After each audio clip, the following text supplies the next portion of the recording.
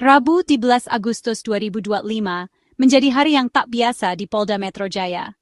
Abraham Samad, mantan Ketua Komisi Pemberantasan Korupsi, melangkah masuk ke gedung kepolisian dengan wajah tegas dan penuh keyakinan.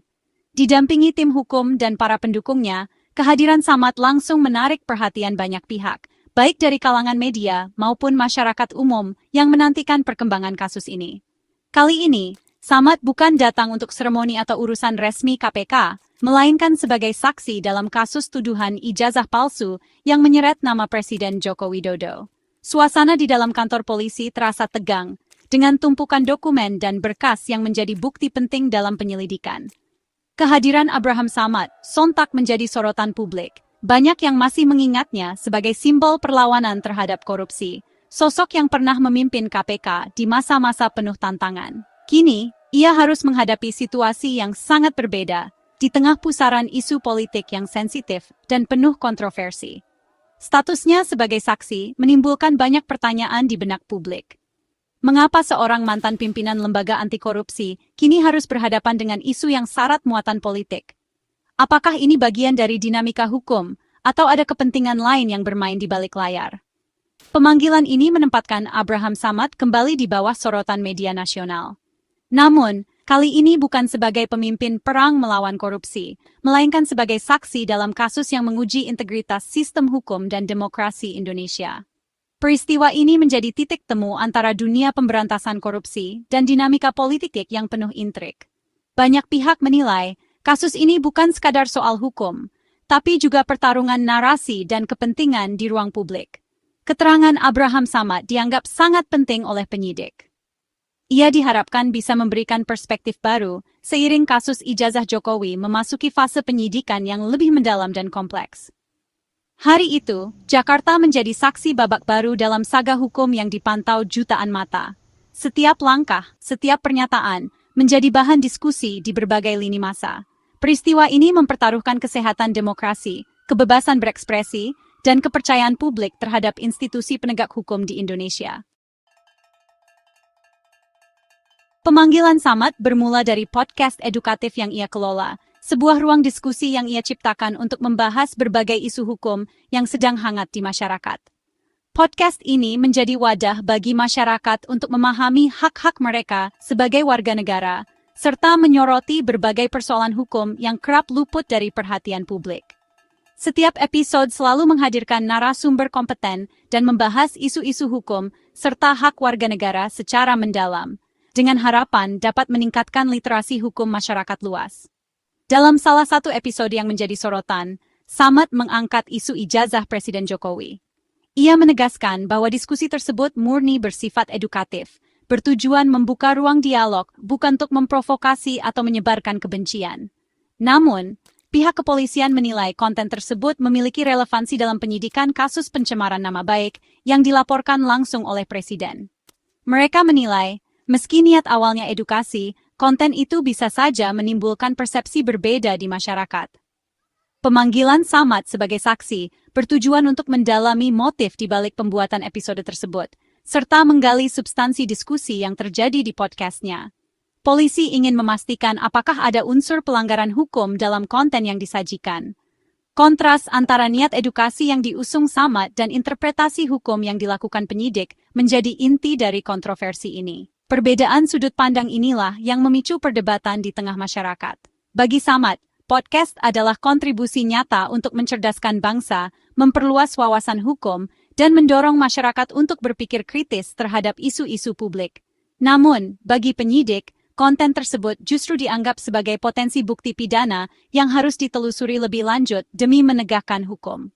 Kasus ini menjadi contoh nyata bagaimana kebebasan berekspresi di era digital bisa bersinggungan dengan hukum pidana, menimbulkan pertanyaan besar tentang batas antara edukasi, kritik, dan pelanggaran hukum di ruang publik digital.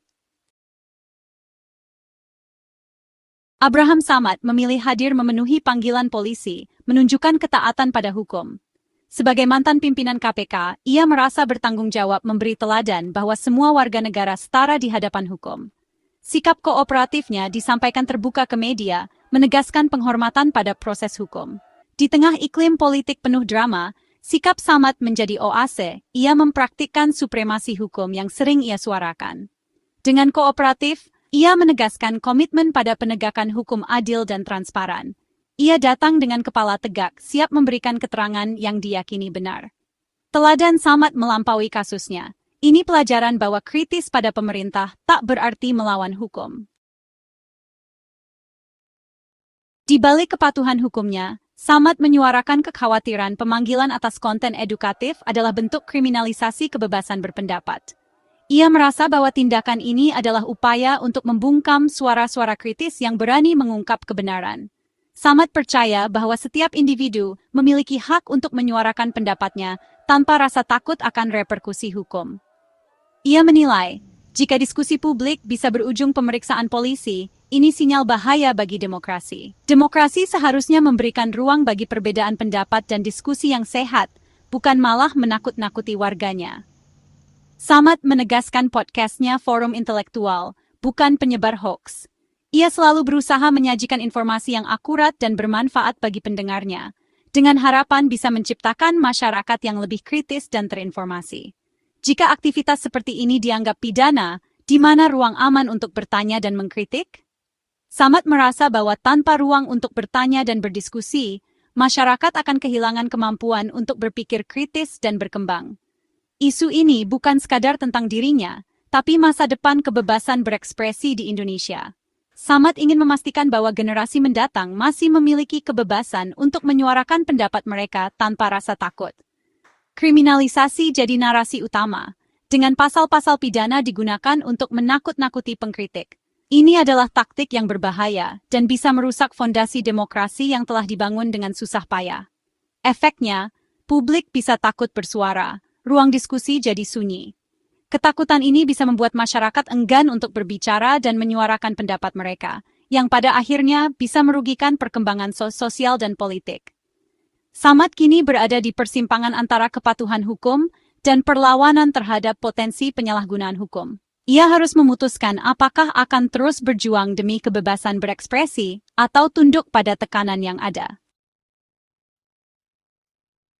Samad tak datang sendiri ke Polda Metro Jaya.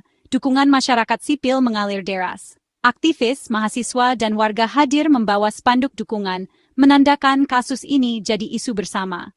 Koalisi Organisasi Bantuan Hukum dan Pejuang Anti Korupsi mendampingi Samad, menilai kasus ini presiden berbahaya.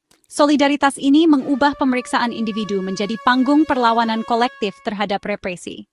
Dukungan dari IMM77 Plus Institute menegaskan pertarungan melawan korupsi dan pembungkaman adalah dua sisi mata uang yang sama.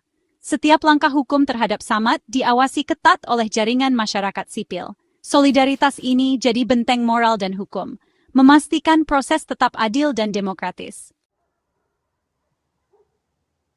Kasus Samad bagian dari saga hukum panjang soal ijazah Jokowi, yang memanas setelah laporan resmi dari Presiden.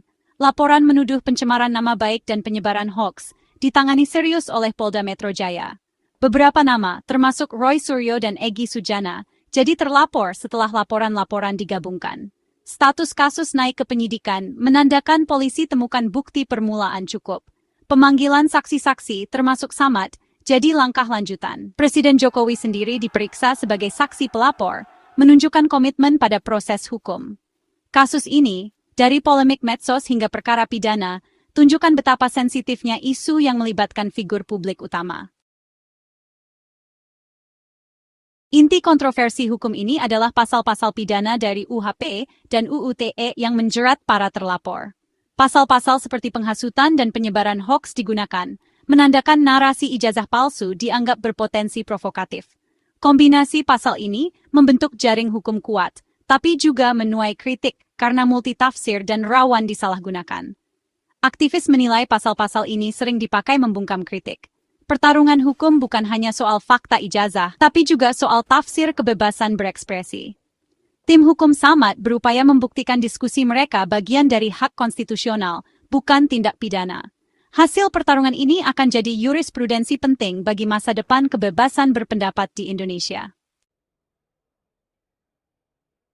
Kasus Samad mencerminkan kondisi ruang publik kita, seharusnya jadi arena debat terbuka tanpa intimidasi.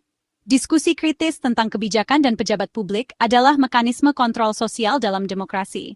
Namun, jika diskusi seperti podcast Samad berujung pemanggilan polisi, publik bisa takut berpartisipasi. Penting membedakan kritik, fitnah, dan ujaran kebencian. Penegak hukum harus bijak menarik garisnya.